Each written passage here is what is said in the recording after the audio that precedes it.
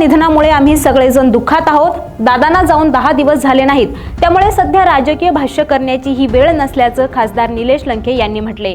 दोन्ही राष्ट्रवादी विलीनीकरणाची चर्चा सुरू होती हे सगळं माहिती होतं, असंही मोठं वक्तव्य त्यांनी केले। तर कार्यकर्त्यांना जे अपेक्षित आहे ते येत्या काळात सगळं होणार असं देखील दोन्ही राष्ट्रवादीच्या विलीनीकरणाबाबत खासदार निलेश लंके यांनी मोठं विधान केलंय। शेवट आजची ही वेळ नाही, दादांना जाऊन एक 7-8 दिवस सुद्धा नाही झाले, त्यामुळं या राजकीय स्टेटमेंट वगैरे त्यानंतर आपण करणारच सविस्तर।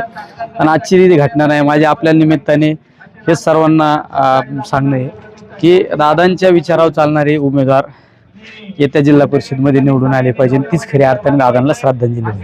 पण अशी काही चर्चा सुरू होती का? काही कल्पना होती तुम्हाला त्याची? चर्चा सुरू होती? चर्चा सुरू होती हे सर्वांना पूर्णपणे माहिती।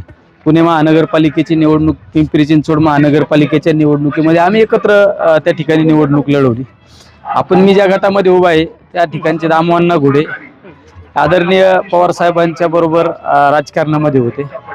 नंतरच्या कालखंडामध्ये ज्यावेळेस या गटातली उमेदवारी कोणाला द्यायचा हा निर्णय झाल्यानंतर दामोअण्णा घोडेंना उमेदवारी देण्याचा जेव्हा निर्णय झाला, त्यावेळेस अजितदादा असो किंवा पवार साहेब असो किंवा वळसे पाटील साहेब असो, अमोल कोल्हे साहेब, त्यावेळेस उमेदवाराला सांगितलं की तुम्हाला कुठलं चिन्ह अपेक्षित आहे। त्यांनी सांगितलं की आम्हाला घड्याळ्या चिन्हावर निवडणूक लढवायची।